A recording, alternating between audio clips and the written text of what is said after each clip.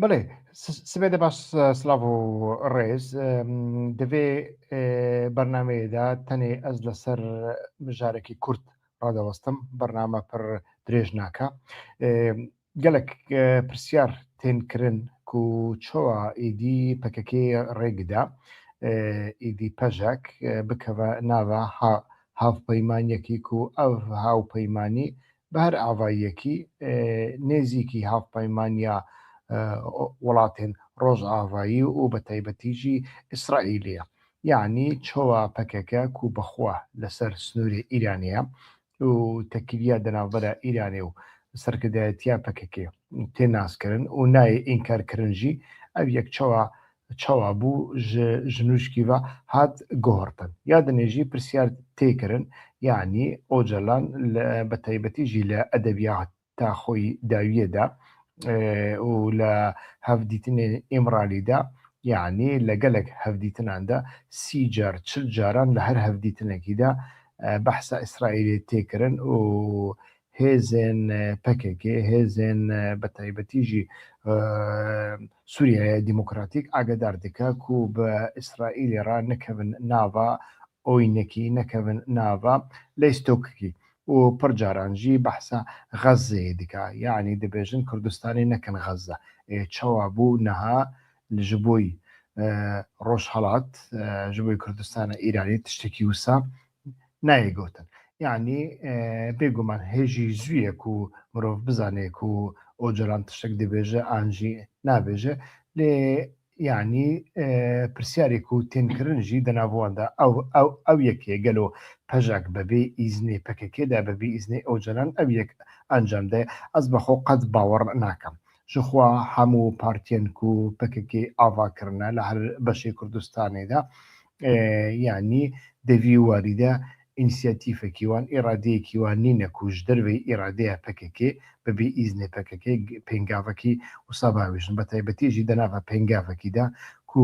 هەنێکی بێنە ئیسرائیلی تێ و دەناوە پێنگاوەکیدا و لە دژی کۆمەرە ئیسلامیە ئیرانێ بە ئاv مەسلەیەکی پڕپڕ استراتیژیکە باشە پەکەکێ ریسکێکی وسا چاوا کرد یعنی ئەم لەسەر وەیەکێ بافن بەریا هەر تشتی یعنی پەکێکەژی وەک هەمووی ڕێخستنن دنێ ڕێخستنێکی پراگماتیستە و پراگماتیستە هەری مەزنجی ئۆجەلانە ئۆجەلان بەرێدا ji بۆی سووریایە یعنی ji بۆی و تورکیا ڕازی بکە بەردەوام کارتی ئیسرائیلی بەکاردانین یعنی دگۆ هەگەر و ئەز نەبم دێ ئیسرائیل دەستی خۆ باوێژە ناوە vê meseleyê û ew mesele bibe meseleyekî pir zehmet pir alûz û kes nekare bi çareser bike heta ku Sûriya an jî Rojava bibe saheyekî mîna Xezeyê یعنی ئۆجەلان بەرێدا تەکتیکن بەوێڕەنگی ئەنجام داینە یعنی گەڤەک و بە کەسێن نێزی ئیرانی و حیزب الله داعافێت ئیدی کارتێ ئەمریکای بەکارانە و گاڤەک و بە تورکیای ڕداخفێ ئەمبێژن پشتێک و بە تایبەتیژی هاتگرتن بەردەوام لە هەفدیتنێن ئیمرالی یەک و گروپێن فەتحوڵا گولەن و جەماعەتێ خزمەت دەرخستن هۆلێ و نهاژی لە ناوە یوتوب و سوسیال میدیایدا تێن و دشن بەحسا کارتێ پەدەکە و یەنەکێ دەکا دەبێژە پەدەکە و یەنەکە ئێدی ڕێخستنێن نەتەوە پەرستێن سەرەتایینە ئیلکل میلیەچینە و پەکێکە ڕێخستنێکی وسانینە و هون دەکارم بە پەکەکەرە ئیتیفاقێکی بکەن یعنی دەوێت دەرێدا ئێدی کارتێکی وسا بەکارتێنی نەهاژی دەوێت دوماییەدا بە تایبەتی لە سووریایدا کارتێ ئیسرائیلی بەردەوام دەخستە سەر ماسەیە دەوڵەتە تورکیایە لێ یعنی ji بووی تورکیایە باکووری سووریایە بە تایبەتیژی حەلەب جەیەکی استراتیژیکە بێگومان یعنی هەرێما کو تورکیای بە جوگرافیای عەرەبان بە گرێ بدات تەنێ حەلەبە هەرکەس دزانێ لۆماژی ئیدی لەوێ درێ بەکارئانینە کارتی ئیسرائیلێ و لە ڕۆژهەڵاتی کوردستانی بەکارئینە کارتی ئیسرائیلێ دوو تشتێن جودانە لۆماژی یعنی دبەک و تشتێک و ئۆژەلان لەور دەبێژە لە ڕۆژهەڵات نەبێژە و لە ڕۆژهەڵاجی مەسەلەیە ئیسرائیلێ یعنی هەم تورکیای دەرباز دەکە هەمژی لەسەر تورکیای کێمترجێ مەترسیانە ji bo ku Sûriya welatekî cîranê İsraîlê ye û İsraîl heger ku li hemû Sûriyayê de hakim be betaybetî jî li Bakur sedî sed hakim be ew tê wê wateye ku İsraîl dibe cîranê Tirkiyeyê li Îranê tiştekî bi wî rengî nîne û di heman demê de wek min got îradeya Tirkiyeyê jî derbas dike îradeya Ocalan jî derbas dike ew meseleyekî temamen navdewletiya hemû NATO welatên Rojavayî bi İsraîl jî êdî konseptekî wan heye li hemberî Îranê loma jî êdî ev yek mirov dikarî bi wî rengî ji aliyê Ocalan ve bibîne niha em pir behsa İsraîlê dikin gelo tiştek destê me de heye tiştekî sedî sed destmedanîne lê hinek nîşane hene meselen her kes dizane êdî beriya çend rojan hevdîtinekî televîzyonî hat encamdayîn kanala İsraîlê ya duwazda an jî ên duwazda serdanê baregehên pejakê kir û lewê derê de rêportajek encam dan beqasî ku agahiyê min hene ev devê heyetê de tenê rojnamevan nebûne heyetekî mezintir bûye ji rojnamevanekî yani tiştek ku li pêşiya kameraya tê dîtin ne ewa li pişt kameraya jî tişt hene û ew îtîfaq û havpeymaniya di navbera ew pênc partiyên Rojhelat piştî wê hat encam dayîn yani ev meseleyekî pir giring e û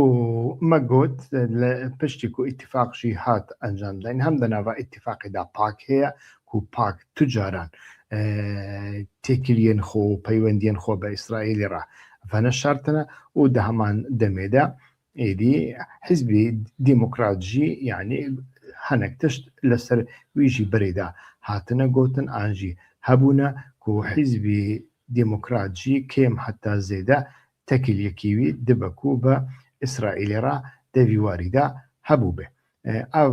ev mesele mirov dikarê bi wî rengî bigire dest meseleyekî bi wî rengî ye yani loma jî êdî cêgirtina pejakê di nava vê îtîfaqê de ku berê zehmet bû nebû îroke cêgirtinê wan di nava îtîfaqekî wisa de û bi wî rengî ku em niha lê binerin meselen dibînin ku tiştekî bi wî rengî heye ew jî nîşanî medde ka em bi wî rengî li wê wêneyê guhdarî bikin li wê wêneyê de çi tê dîtin her kesek dibîne êdî ez dê wêneyê nîşanî we bidim li wê wêneyê de hûn lê dinirin sê zelam sê serokê sê partiyan sê mêr li pêşiyê ne êdî her sêk jî serokê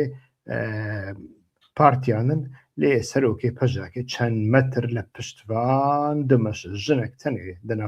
di nav wan de heye û ew jî çend metr li piştvan de dimeşe yani ev yek nîşan dide ku mesela ew îtîfaq wek min duh jî got îtîfaqê di nava Kurdan de her tim yani îradeyekî derve li nav wan de hebûye devê îtîfaqê de jî îradeyekî derve heye loma jî meseleyên îdeolojîk meseleya jin û femînîzm û tiştên wisa li vê derê de zêde kar nakin ya dinê jî yani beqasî hinek agahiyan jî li vê îtîfaqê de hinek soz ji pekekê re ji pejakê re hatine dayîn ew soz çi ne em hê jî nizanin gelo ew soz ew e ku pejak jî demê pêş de li Îranê de li Rojhelat de cêxwe bigire an jî mesele hê jî wirdetir e ku em bêjin PKK يعني از بحثا پککه چیه دکم پککه هیجی دو دلا سدیست ناخوازه دروشکی وسا ندیار دا سلاحی خو بیله دی خواه تماما هلوشینه دواره تیوریک دا هاتی هلوشاندن لدواره پراکتیک دا مایا ناخوازه تماما خواه هلوشینه لو ماجی کتینا و اتفاقکی بویرنگی اف مسألة حمو دبن يعني حمو هيبوتيكن يعني أبانا دبن ده همان دمدا يعني جبو تركيا جي مسألة بويرنجيا ها لنابا تركيا داجي مروف ليدنري يعني بأشكرا شرك هي دنافبرا وزيري درفا ومستشار ومديري ميتيدا يعني ها كان فيدانو إبراهيم قلندا شرك كي فشارتي أنجي هەنێکی ئاشکراژی هەیە کادرێن هەفتوو تەصفیە دکەن ئۆپەراسیۆنان لە هەمبەری هەفتوو دکەن و ئەڤ یەک ژی نیشان دەدا و لەوێ دەرێدا ئێدی لە تورکیایداژی پێواژوویەکی بە دەستێ ئیسرائیلێ هەگەر ڕاستە ڕاستژی نەبە بە دەستێ ئیسرائیلێ ئانژی لە بەرژەوەندیە ئیسرائیلێدا پێواژوویەکی بەوی ڕەنگی هەیە کادرێن کوبەرێ بە هاکەن فیدانڕا لە هەمبەری ئیرانێ سیاسەتێکی وانی نەرم هەبوویە یعنی کەس بلا فام نەکە ئەز نابێژم هاکەن فیدان بە ئیرانی ڕا کار کردیە لە دژی بەرژەوەندیە تورکیای ئانژی سیخۆڕێ ئیرانی بووێ نا لێ هاکەن فیدان هەرکەس دەزانێ لە مەسەلەیە بازرگانیەدا بە ئیرانی ڕا لە مەسەلەیە ئاڵوگۆڕکردنا درا و پەرەیە ئیرانیاندا ڕۆڵێکی مەزن لە ئیستیان گاوەکو مستەشارێ میتێ بوویە و گەلک جارنا ئیسرائیلیانژی ئەڤیەک بەحثکردنا لۆماژی احتیمالێکی وسا هەیە و هاکان فیدان ژ بۆیوان هەنێکی خەتێکی سۆر بە دەوی واریدا ئیدی احتیمالێکی مەزن هەیە تورکیاژی ژ ئیتیفاقا پارتیەن ڕۆژهەڵاتی کوردستانی پڕ نەترسێ یعنی دۆ بەڕاستیژی ئەز ینی خەمگینیا من هەری زێدە ئەو بوو من گۆ گاڤەکو پەژە کەتیە ناوە ئیتیفاقەکی وسادا شخوا ئەو ئیتیفاق ریسکێوی هەنا ریسکێوی چنە دەدەمێ پێشدا هەگەر پەڕ و باڵێن ئیرانێ بە تەمامەتی نەشکێن یعنی مینا سەدداما پشتی 1990 نەبە هێرشێک لەسەر باشووری کوردستانی محتەمەلە و ئەو هێرش دەستپێکێ لەسەر پەژاکێ تێکردن ژ بۆی سنووری پەژاکێ گەلێکی نێزیکی ئیرانینە سنووری پارتێندنێک گەلێکی دوورن بەربڵاون دەناوە باژێڕاندانە بە تایبەتیژی سەرۆکێن ڤان پارتیانە هەموو لە هەولێرێنە هەرێکی لە مەحەلەیەکی لە گەڕەکێکی ئیدی خانیەکی وانەیە لە کۆی سنجاقی کامپەکی وانەیە لێ کۆی سنجاغژی پڕپڕ دووری سنوورە يعني وسا حسن نينا دروشكي وسا دكو إيران يعني پازدارين إيراني بين ويدري لي پازدارين إيراني دكارن بچن آسوس پازداري إيراني دكارن بچن قنديل شخوا لسر سري قنديلنا پازدارين إيراني دكارن بچن دفرا پنجوين كوب پجاك تدا هيا پازداري إيراني دكارن بچن شار باجير لو ماجی دەوی واریدا هەنێک نیگەرانی من هەبوو نیگەرانیە زێدەترژی نەتەنێ ئەوەکو شەڕک ئاوا دەبە هەگەرگو شەڕکی وسا ئاوا بەبە گەلو و تورکیا دێ فرسەت ببینێ بە ئیرانی ڕا ئیتیفاق بکە لە دژی پەژاکێ لە دژی حکوومەتە هەرێمی کوردستانی یعنی ئەز ژوەیەکی هەنێکی ترسیام لێ ئیرۆ من هەنێکی لەسەر vێکێ ئاگاهی وەرگرتن و هەرێکی بە بەرفرەترە لە سەرڤەیەکی فکریم بەڕاستی احتیمالێکی وسە کێمە ژ بۆیکو بە احتیمالە هەری زێدە تورکیاژی دەوێ مەسەلەیەدا جێخۆ دەگرێ یعنی هەگەر جێخۆ نەگرێژی چاوێخۆ ژوێ ئیتیفاقی دەگرێ لۆمەژی ئەو ئیتیفاقە دەناوبەرە 5 پارتیان هاتیە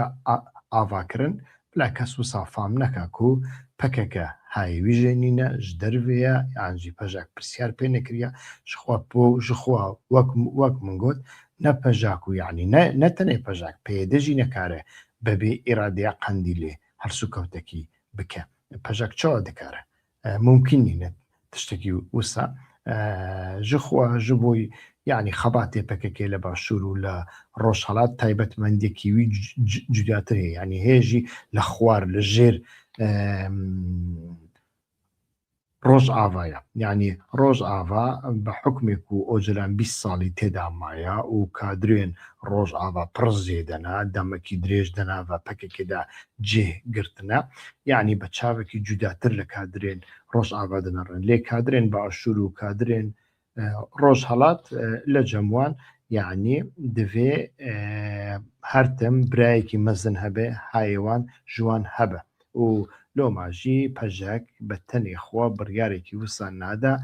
و سەدەمەک و پەکەکێژی ئەوڕیسی گرتیا مەگوت هەنێک تشتێن بە شارتی هەنا یەک جوان تشتێن بە شارتیژی ئەون و هەنێک سۆز ژوانڕە هاتنە دای ئیدی ئەڤ یەک بەوێ ڕەنگی مرۆڤ دکارێ شڕۆڤە بکە حتا مەسەلەیەکی دنێژی هەیە ناهون پرسیار بکە یعنی پشتێک و ئیتفاق هات ڕاگەیاندن وەزیرێ ناوخۆیی یا هەرێما کوردستانێ داخیان یەکدا و ئەڤ یەک هەنێکی مەحکوم کرد ئانجی گوت ئەم قبول ناکەن یعنی نەگوت ئەم قبول یعنی ئەو مەسەلەیەکی ژدل نینە ئەو مەسەلەیەکی وسایە ئەو دەترسێن دەمێ پێش هەگەر و پەڕ و باڵێ ئیرانێن نەوێش نەهاتن شکەناندن دەوێ شەڕیدا ئانجی هەگەر و قەت شەڕچێ نەبوو وێ دەمێ کی حیسابێوی دەدا خۆ پەدەکە گەلک جارنا حیسابێ vێیەکێ دایە یعنی حیسابێ vێیەکی دایە تەکیدێن بە ئیسرائیلی ڕا ئانجی تەکینیەن بە ئیسرائیلی ڕالێ نەڕاستە ڕاست لە ڕێکا بازرگانان گەلک جارنا ئیران ئەویە کریە بەهانە و ئێڕشێن مەزن کردنە سەر هەولێرێ و هەری داویە هێرشە 2024 بوو نەوسا یعنی لەسەر ماڵە دزەیی ئێرشەکی مەزن هات ئاواکردن و ئەو جامێر هەم بەخۆ نزیکی ماڵا بارزانانی بوو هەم ماڵاویژی لە نزیکی ماڵە بارزانانی بوو یعنی دەناوبەرە مەلا ئۆمەر و ماڵاوی لێبوو و سەری بلند ئاژی سەری ڕەش خۆ بە ماشێنێ دەدەقا ڕێکە یعنی ئەو موشەکەین بالستیکی لە سەری ڕەش ئیدی چوون لە ماڵاوی خستن لۆماژی ژوەیەکی دەترسێ و داخوێنێکی بەوی ڕەنگیدا لێ بفکرن حتا نەها وەک پارتی کەسی داخوێنێک دژنەدایە یعنی یەکێتیش داخوێنەدایە خۆ هەگەر و شەڕێک ئاوا ببە یعنی هەری زیادە جوگرافیای یەکێتی دەبا ئامان ژەوەی و پەژاک لە جوگرافیایە پەدەکێدا نینە پەژاک لە کوو هەیە لە دەردۆرێ زاڵەیە یعنی ئەو جوگرافیایە یەکێتیە لە دەردۆری قەندیلەیە جوگرافیایە یەکێتیە و لە شارباژێرە جوگرافیایە یەکێتیە و لە پێنجوینە ئەوژی جوگرافیایە یەکێتیە یعنی جوگرافیای یەکێتی دەست پێکێ دەبە ئارمانج لێ حتا نەها یەکێتیژی یعنی ئیرۆ هەرتم دەناوە جویناندا بوون چەند جوین ئەنجامداین ئەس باوەڕم دۆ یعنی ئیرۆژی ئەو جویندێ بەردەوام بکەن داخوێنێک تێداین نایداین هێژی ئەم نزانە گەلۆ یەکێتیژی ئیرانی دوورکەکە نا ji بۆی وەک مەگوت ئێرادەیەکی زۆرتر هەیە یعنی ئێرادەیەک لەسەر عراقی هەیە ئێرادەیەک لەسەر یەکێتی و پەدەکێ و حکوومەت هەرێمی کوردستانی پەکەکێ ئۆجەلان و تورکیا ژێرا هەیە کو نەبن ئاستەنگ لە پێشی هەر ئیتیفاقێکی لە دژی ئیرانی ئەم مەسەلە بەوێ ڕەنگی بێفامکردن لۆماژی من خواست ئیرۆکە تەنێ لەسەر vێ مژارێ ڕاوەستم حتا بەرنامەیەکیدن